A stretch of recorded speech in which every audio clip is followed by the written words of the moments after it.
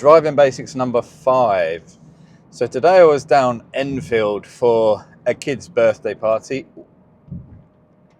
And Enfield is a different world to Norfolk. I mean, I thought people like breaking the law up here when they drive. Woo! Down there, something else. I noticed a lot of what I notice everywhere, but I really noticed that a lot down there today. And that is mini roundabouts, driving just straight over the centre circle. It is against the law. It's a must not in the highway code, backed up by law. So therefore, you must not drive over the centre circle unless your vehicle is too big to do so. Mini roundabouts should not be the racetracks that they seem to be becoming.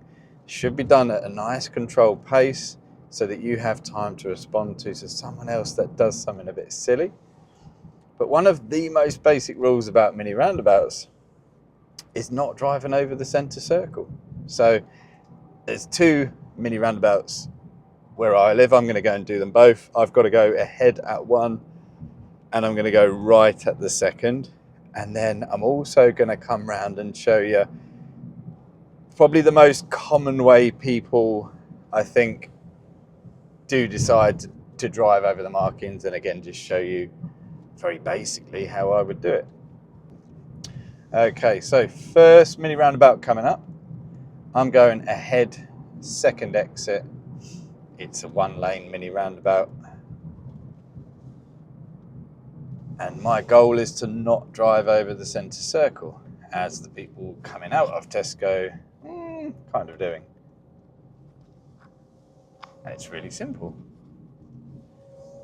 Now, I don't have to have an exit signal. There's no requirement to.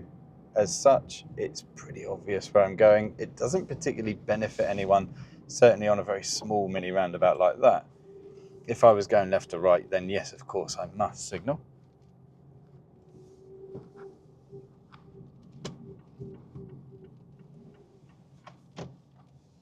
Tyres and tarmac, as per Driving Basics number 1.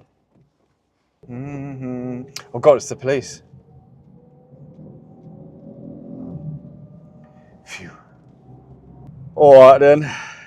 Okay, so second roundabout. This time I'm going right, second exit.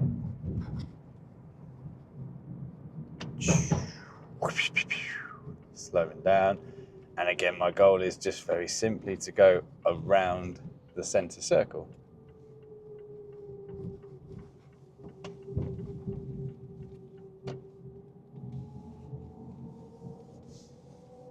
No problem. See, all I'm doing actually is just proving, I'm just checking if it's actually difficult to do and wondering if that's why people just shoot straight across it. But so far, I've found absolutely no difficulty in not going over the centre circle, not breaking the law. I haven't found that difficult at all.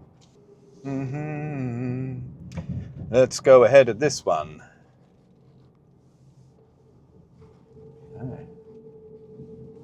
Yeah. And by going around the markings, it just keeps me slow, as I said. So if you go around the markings, you're much less likely to have any sort of problem on a mini roundabout. Right, so let's try this one. Let's turn right at this one, second exit into Tesco. I can't see very well, so I'll come in nice and slow, and then I'll go round the markings. Yeah. Oh, nice and easy. It's got to be quite hard to do because a lot of people don't do it. They just cut the markings. I'm missing something. Let's try coming out of Tesco's. Must be, because that's the one I saw people cutting it. So it must be difficult. Okay, so coming out of Tesco's now. Turning right, second exit.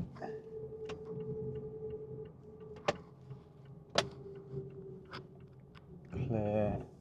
Nice and slow. Yeah.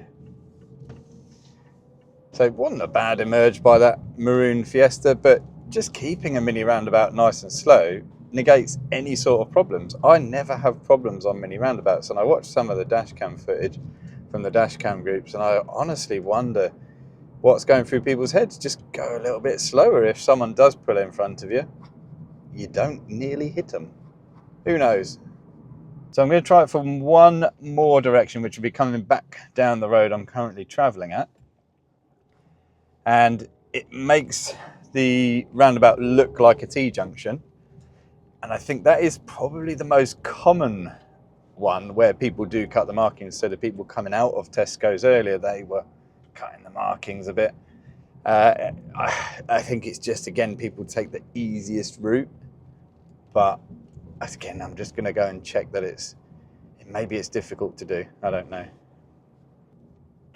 Okay, so I'm going to approach the roundabout from this direction. This time I'm going to turn right. Certainly when it's laid out like a T-junction, it's the most common time I see people cut the markings. So I'm just going to check if it's difficult. If I position here, no, that's really easy. Yeah, that was really easy not to break the law. So, interesting. Now, some mini roundabouts, there is one in Norwich in particular, where they've painted a ginormous centre circle on it, and I'll quickly show that on Google Maps now. Now, the reason they have painted such a big circle there is to make you go slow, because you can't possibly go completely around it, but you're meant to make an effort. So if you do that roundabout, you're meant to make some sort of effort to go around that huge blob they've painted on the floor, which is meant to keep you slow. And people just literally completely ignore the markings. And again, it's down to attitude. It can't be anything more than that. It's certainly not skill, because I've proved that tonight. That was really easy. It all comes down to attitude. But interesting one for me. Let me know in the comments as usual. Do you think it all comes down to attitude? Do you think it's a problem yourself? Do you do it? If you can see it's completely clear, do you break the law and cut the markings? Do you see it as a problem if you do? Do you know why you think other people do it? I'm always interested to sort of get people's opinions on these things. But for me, it's quite an important one, because I watch a lot of dash cam footage online just in my spare time, because I'm pretty boring, to be fair. But a lot of the people that send footage in on mini roundabouts go, oh God, look at this idiot that cut me up at the mini roundabout. And the cam driver has just driven straight over the centre circle. No effort at all to go around it. And if they had made some sort of effort, just some sort of token effort to go around the markings, then actually they would not have had the problem. The other car would have been out their way by the time they come round the centre circle. So for me, it's actually, it's the attitude is leading to bigger problems. But yeah, let me know what you think in the comments, and I'll see you for the next one.